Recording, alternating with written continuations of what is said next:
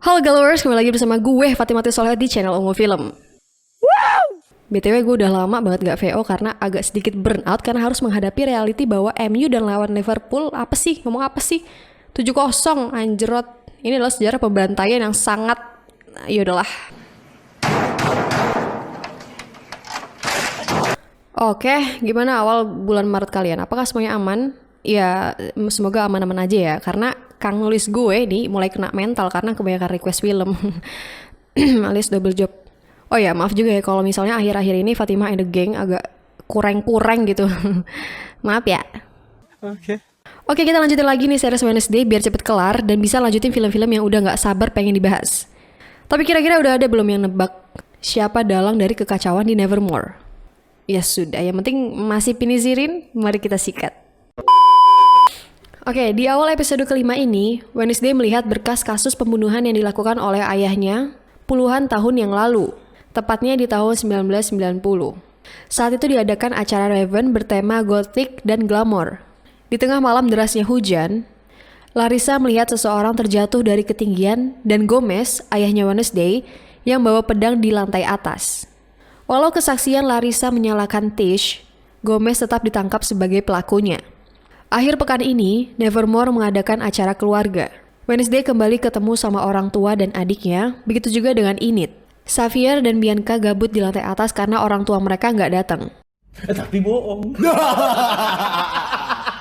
Ibunya Bianca tiba-tiba muncul di depan anaknya. Ngapain lu mak di mari? Larissa melaporkan perkembangan sosial Wednesday di sekolah dengan orang tuanya. Karena nggak ada kemajuan, Larissa dan Kimbot berencana untuk melakukan sesi terapi keluarga. Mulanya pada nggak mau, tapi demi Wednesday mereka pun berangkat untuk sesi terapi. Dari kafe, Sheriff melihat Gomez dengan tatapan benci. Tapi tak lama, Sheriff dapat info kalau dokter bedah mayat ditemukan tewas bundir. Sesi terapi keluarga pada saat itu berlangsung canggung. Dari Paige yang kangen disiksa kakaknya, sampai orang tuanya sendiri yang saling siksa. Ini kok kesannya tiada hari tanpa menyiksa orang ya? Oh my god. Wow. Wednesday yang mulai capek basa-basi, langsung to the point menanyakan kasus yang pernah melibatkan ayahnya. Tish jadi marah ke anaknya karena kembali membahas masa lalu yang aslinya sudah selesai. Sesi berakhir dengan keributan antara anak dan ibu di luar gedung. Ya kalau ibunya gak mau jelasin ya Wednesday akan cari tahu sendiri. Ini yang laki enak bener ya nonton doang sambil ngemil. Di kafe, Bianca disuruh ibunya untuk kembali ke perkumpulannya bernama Morning Song. Menurut Bianca atau nama aslinya Brandy Jane, perkumpulan ini bertujuan untuk mengembangkan diri berkedok penipuan. Kekuatan cairan ibunya mulai pudar dan meminta Bianca untuk membantunya. Bianca menolak, tapi ibunya mengancam akan membongkar rahasia Bianca.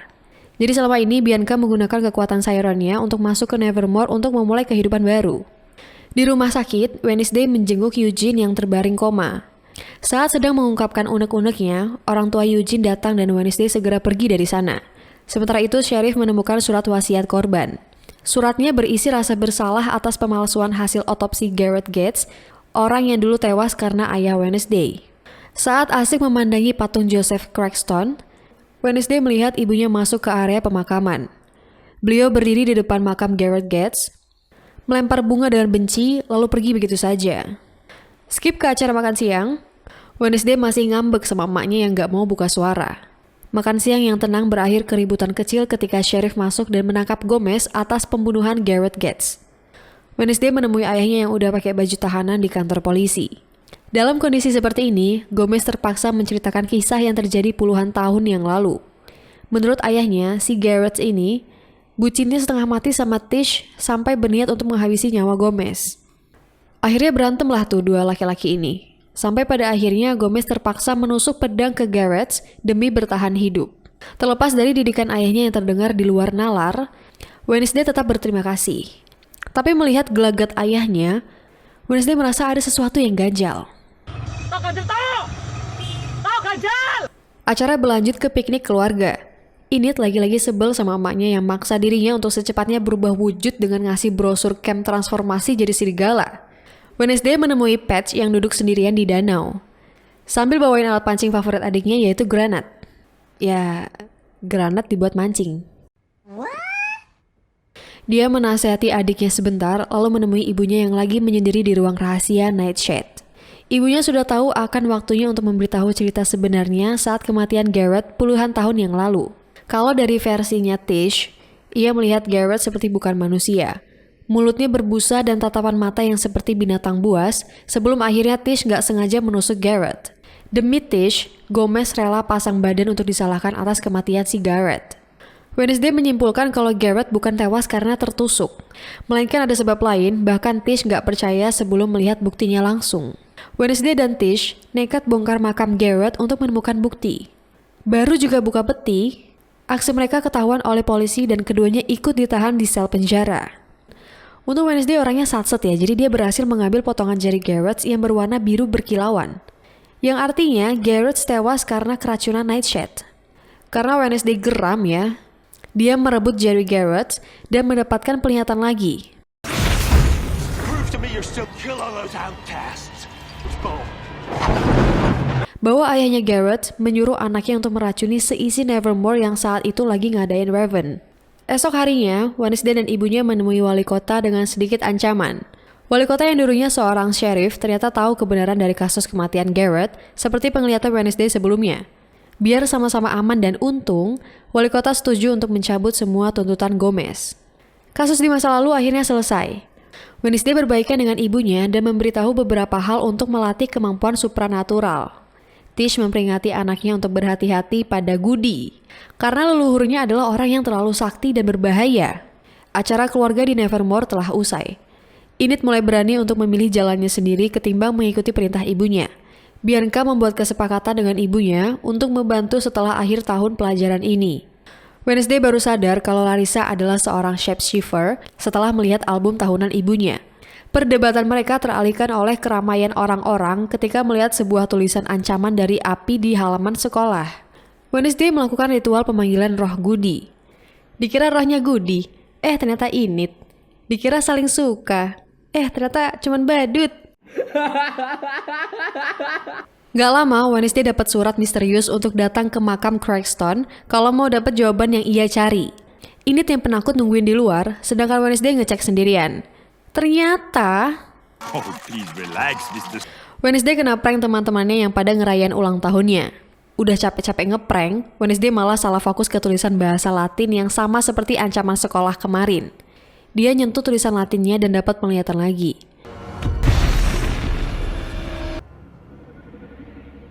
Dalam mimpi, Wednesday ketemu sama Goody. Leluhurnya itu ngasih tahu kalau penglihatan Wednesday nggak bisa dikendalikan dan harus bertahan agar nggak terpengaruh. Goody lalu menyuruh Wednesday untuk mencari tahu sebuah tempat untuk menghentikan Cragston. Usai sadar dari pingsan, Wednesday menggambar gerbang yang ada di penglihatannya. Ia juga menerima hadiah ulang tahun dari orang tuanya, yaitu seperangkat alat pengawet tupai dan syal rajut dari Enid. Adegan pindah ke balai kota. Lucas mendapat hukuman yang setimpal atas perbuatannya saat Raven kemarin. Bianca yang lagi jalan-jalan gak sengaja ketemu Lucas yang bergabung dengan Morning Song. Ia menyarankan Lucas untuk segera keluar dari perkumpulan itu. Oh, mbak ini ada baiknya juga ya. Iya. Wednesday menjenguk Eugene lagi ke rumah sakit sambil curhat dikit soal hari ulang tahunnya. Perfect surprise. The perfect cake.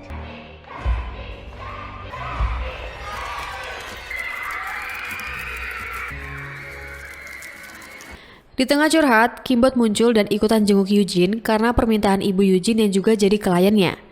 Nah ini opini gue sendiri ya. Di sini udah mulai kelihatan tahu sebenarnya kayak ternyata tuh ulahnya tuh sebenarnya si Kimbot ini gitu. Menurut gue, menurut kalian gimana? Komen di bawah ya guys ya. Abis dari rumah sakit, Wednesday ngopi sambil baca sejarah Joseph Cragston. Tyler bawa segelas cappuccino dengan tulisan spesial di atasnya. Dia ngajak kencan di makam Cragston, tapi Wednesday nanya soal sketsa gerbang buatannya. Wednesday nanya soal gerbang yang dia lihat ke Xavier. Rupanya gerbang itu mengarah ke rumah keluarga Gates. Lagi ngobrol, Ting nunjukin lukisan ke Wednesday buatan Xavier pas lagi main cello di episode pertama. Cie, masa gak bisa move on cie? Yang sabar ya mas, lu senasib sama kang nulis gue. Kasian juga ya kang nulis gue, kena fitnah mulu.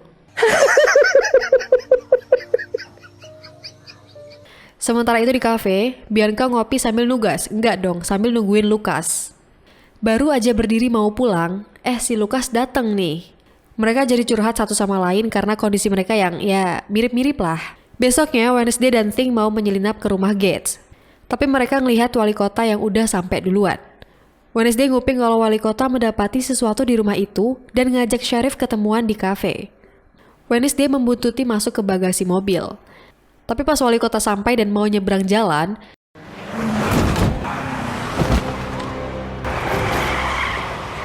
sebuah mobil nabrak wali kota sampai kondisinya si wali kota ini jadi kritis. Ya otomatis, Sheriff mempertanyakan keberadaan Wednesday yang membuntuti wali kota sepanjang hari ini. Akibat insiden tabrak lari, Nevermore diisolasi. Izin keluar sekolah Wednesday dicabut sama Larissa. Satu-satunya cara Wednesday untuk bisa keluar diam-diam dari sekolah adalah menerima ajakan dinner dari Tyler di makam Cragston. Wednesday juga ngajak Enid dengan alasan merayakan kembali pesta ulang tahunnya. Ketika udah ketemu Tyler di depan gerbang sekolah, Wednesday malah seenaknya ganti acara pergi ke rumah Gates. Singkat cerita, mereka bertiga menyelinap ke rumah Gates. Mobil yang dipakai untuk nabrak wali kota ada di garasi rumah itu. Makin diselidiki, Wednesday dan kawan-kawannya menemukan altar rahasia untuk memuja Joseph Cragston. Atau gampangnya keluarga Gates ini pengikutnya Cragston.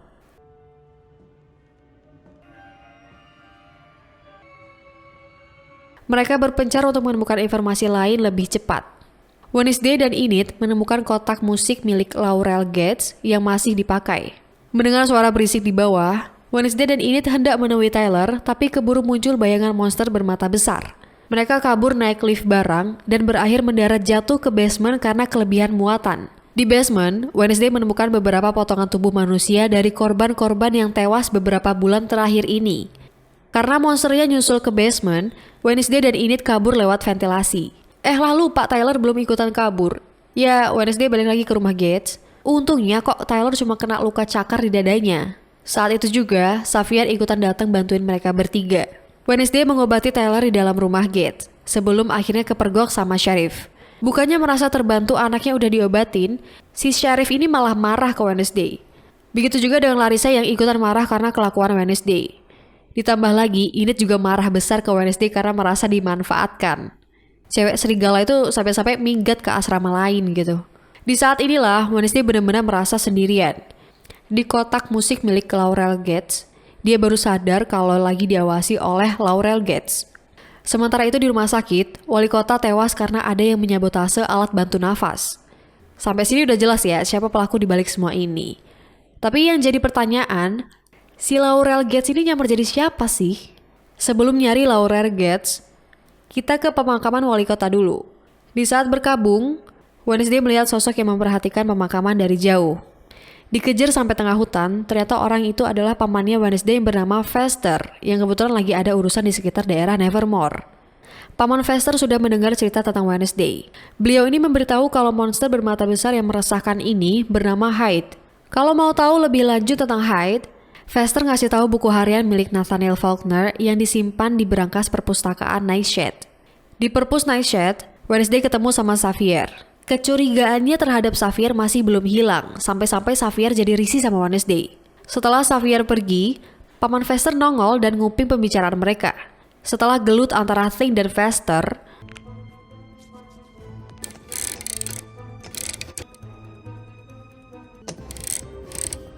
Replay of Kalamazoo. Wednesday akhirnya menemukan buku harian yang dimaksud. Jadi, Hyde adalah makhluk yang punya jiwa seniman tapi penendam. Lahirnya Hyde karena mutasi, lalu jiwanya bisa bangkit karena hal traumatis atau rangsangan kimia atau hipnotis. Gitu. Oke. Hyde akan patuh pada orang yang membebaskannya dan menjadikan dia tuan. Ya, kalau disimpulkan secara kasaran sih, emang kayaknya sih Xavier sih. Wednesday kembali ke kamarnya. Saat baca-baca, Thornhill datang dan ngasih tahu kalau Enid bakal pindah kamar sama Yoko hingga akhir semester. Pagi hari, Wednesday minta tolong pamannya untuk membuntuti Xavier pakai motor yang agak lain. Untung matanya si Xavier ini agak blur mungkin ya. Sampai di tempat, Xavier ketemuan sama Kimbot. Menurut penglihatannya Xavier, Kimbot akan tewas. Wednesday laporan ke Larissa soal Kimbot, tapi orangnya udah ada duluan di ruangan. Wednesday malah mancing-mancing ke Kimbot untuk membangkitkan potensi terdalamnya. Cewek gotik ini curiga sama Kimbot sebagai tuannya Hyde. Ya masuk akal juga sih, gue juga di awal juga mikirnya gitu kan. Seperti biasa, Wednesday ngopi di kafe bersama Paman Fester dan Tyler yang ikutan nimbrung. Gak lama, Sheriff datang dan ngasih selebaran buronan pencuri bank. Ya siapa lagi kalau nggak Paman Fester. Setelah Sheriff pergi, Tyler minta jadwal ulang kencan dengan Wednesday nanti malam jam 9 di tempat yang sama. Wednesday pergi menemui Tyler untuk kencan, sedangkan Ting disuruh untuk menjaga buku hariannya Nathaniel. Udah berduaan di dalam makam, Sheriff dan kawan-kawannya gerebek anaknya sendiri. Si Sheriff ini lagi nyari Paman Fester di sekitar makam, karena kendaraan beliau parkir di sekitar situ. Untungnya lagi sibuk, jadi Tyler gak kena amuk bapaknya dan nyuruh buat bubar pulang gitu. Baru aja buka pintu, kondisi kamarnya udah acak-acakan banget. Dan Ting juga ketancap belati. Wednesday cepat-cepat menemui pamannya di base camp ternak lebah buat disetrum pakai listrik. Dengan sedikit diancam, Ting akhirnya sadar. Dia juga memperingati pamannya untuk segera kabur dari Nevermore. Wednesday laporan ke Larissa soal insiden di kamarnya. Larissa rupanya tahu tentang Hyde dan dia sengaja menyembunyikan fakta itu. Kenapa? Kamu nanya. Ya kalau orang-orang tahu, terutama Sheriff dan wali kota, Nevermore bisa tutup lah. Besoknya, Bianca dan Lucas nginfoin Wednesday tentang sesuatu yang diselidiki ayahnya Lucas sebelum meninggal dunia. Nah, di sini nih Wednesday baru yakin kalau Laurel Gates pelakunya. Tanpa banyak omong, Wednesday langsung ngelabrak Kinbot dan nuduh beliau sebagai tuan dari Hyde. Kinbot sendiri ngelak dan menganggap Wednesday memang agak edan. Setelah Wednesday cabut, Kinbot menelpon Larissa. Di tengah obrolan, Kinbot ini diserang oleh Hyde sampai innalillahi.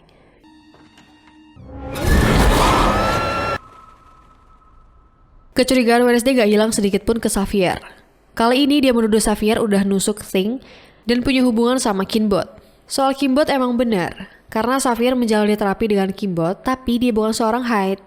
Ya Wednesday tetap ngotot. Bukti-bukti penting seperti inhaler Rowan, kacamatanya Eugene, foto-fotonya Wednesday, sampai kalungnya Kinbot ada di Xavier. Sebelum membela diri, Xavier keburu dikepung dan ditahan sama Sheriff. Wednesday kembali ke asrama, begitu juga Enid yang diam-diam kangen sekamar sama Wednesday. Enid udah tahu soal kencannya Wednesday sama Tyler dan ngasih tahu kalau Tyler lagi ada shift malam. Mumpung masih sempet, Wednesday nyamperin tuh ke kafe.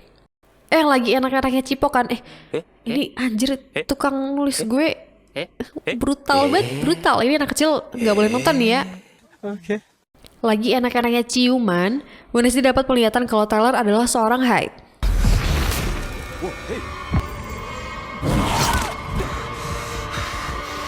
Alhamdulillahnya Wednesday masih orang normal. Dia langsung kabur dari Tyler. Tanpa babi bu, Wednesday ngelabrak Tyler. Dia mengungkapkan kalau Tyler lah yang jadi sosok Hyde itu. Gak cuma sendirian, Wednesday juga bawa teman-temannya termasuk Bianca untuk menyekat Tyler pakai kekuatan Siren. Biar interogasinya gak sia-sia, Wednesday udah nyiapin seperangkat alat tajam buat Tyler. Teman-temannya jelas gak mau terlibat dengan yang dilakukan Wednesday selanjutnya. Ya kali mbak, main langsung siksa aja lu. Di tempat lain, Sheriff mendengar rekaman medis Kinbot terhadap perilaku Tyler yang gak terkendali saat mengingat trauma kematian ibunya. Bianca dan kawan-kawan melaporkan aksi Wednesday ke Larissa. Lalu diteruskan ke Sheriff. Wednesday tentu ditangkap sama Sheriff, tapi gak sampai ditahan yang bikin Wednesday sadar kalau Sheriff juga tahu soal Tyler. Sebelum pergi dari kantor polisi, si Tyler ini ngejek Wednesday. Kurang ajar banget, emang ngeselin lu Tyler. Lu jangan iya deh. Ya gue gampar lu mulut lu kalau berani sama gue.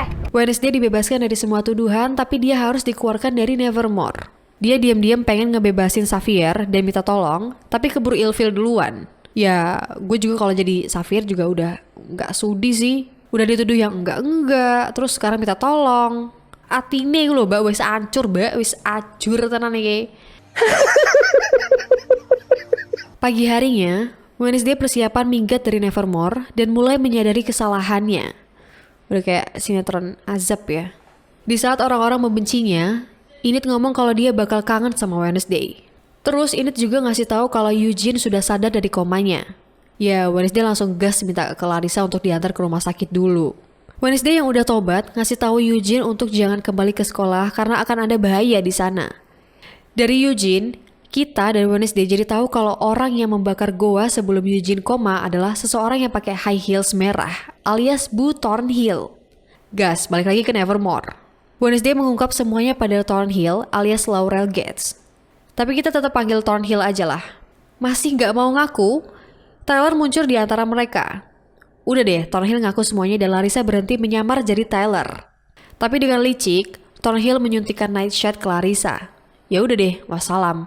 Di saat genting seperti ini, si Ajax dan Enid ini malah enak-enakan pacaran. Eugene nelfon Enid dan ngasih tahu situasinya. Masih belum ngerti, Thing datang dan ngasih tahu kalau Wednesday diculik dan dibawa ke makam Cranston. Eugene yang merasa kondisinya makin buruk, jadi nekat kembali ke sekolah demi nolong Wednesday. Wednesday disekap di makam Cranston sambil diceramahin Thornhill. Dari sini kita tahu kalau keluarga Gates itu masih satu garis keturunan sama keluarganya Cranston. Saat dulu banget, si Goody Adams ini menghabisi Joseph. Dia juga mengutuk jiwanya Joseph. Ibaratnya si Joseph ini dibikin hidup kagak, mati juga kagak sama si Goody. Itulah kenapa Wednesday dianggap sebagai kunci, karena yang bisa membangkitkan jiwa Joseph Cranston cuma keluarga keturunan Adams. Wednesday gagal jadi detektif dadakan. Belajar dulu mbak sama Conan, atau enggak sama Mas Sherlock Holmes. Okay. Joseph Cranston berhasil dibangkitkan, dan Wednesday ditusuk dan dibiarkan kehabisan darah.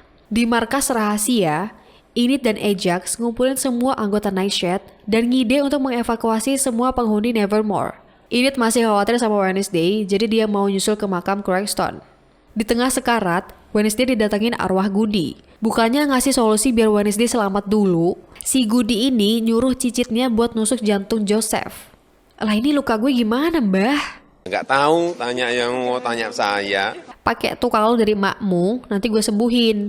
Tapi lo nggak bisa lihat gue. Dan akhirnya Wednesday seketika jadi sehat walafiat. Balik lagi ke Enid yang lagi jalan di tengah hutan. Mendadak, Enid baru bisa berubah wujud dari serigala. Sementara itu di hutan, Wednesday kabur dan ketangkap Tyler. Pas mau dicakar, Enid datang melindungi Wednesday. Adu mekanik lah tuh antara Enid yang baru nyubi jadi serigala lawan Tyler.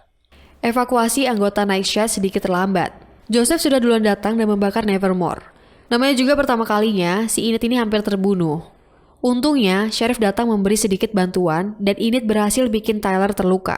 Xavier yang ditinggal sendirian di mobil polisi akhirnya bisa ikutan berguna berkat bantuan Thing. Wednesday kembali ke Nevermore. Dengan pedang, dia adu mekanik sama Joseph Cranston.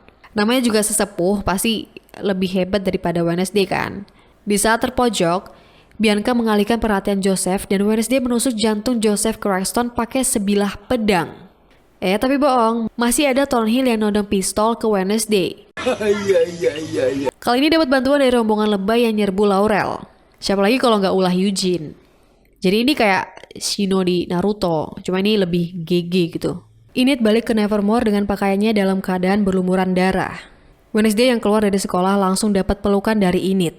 Please, jangan nanya kenapa pakaiannya Enid itu masih utuh. Kamu nanya? Anggap aja kayak Hulk yang celananya nggak ikut robek ketika lagi berubah gitu. Di akhir cerita, Wednesday telah menyelesaikan novelnya. Nevermore libur selama 1 semester sekalian cari pengganti kepala sekolah. Enid nawarin Wednesday untuk mampir ke San Francisco, sedangkan Xavier ngasih hadiah HP biar bisa chattingan atau teleponan selama liburan. Baru aja perjalanan pulang, Wednesday mendapatkan pesan tak dikenal dari penguntit. Siapa tuh? Nah, jadi itulah series Wednesday untuk season pertama. Karena rame banget yang nonton, rencananya Wednesday akan nambah season keduanya. Kapan rilisnya? Ya, kabar ini masih simpang siur sih. Ada yang bilang di akhir tahun ini, ada juga yang berasumsi liris di tahun 2024. Ya, kita nggak perlu berharap lebih sih, karena produksi film yang dipaksain bakal nggak maksimal. Jadi kita tunggu aja ya. Oke. Gimana menurut kalian? Apakah series ini seru atau masih kurang? Silahkan komen, like, dan subscribe. Karena support dari kalian udah berarti banget buat gue dan makhluk di belakang layar. Alias tim-tim gue.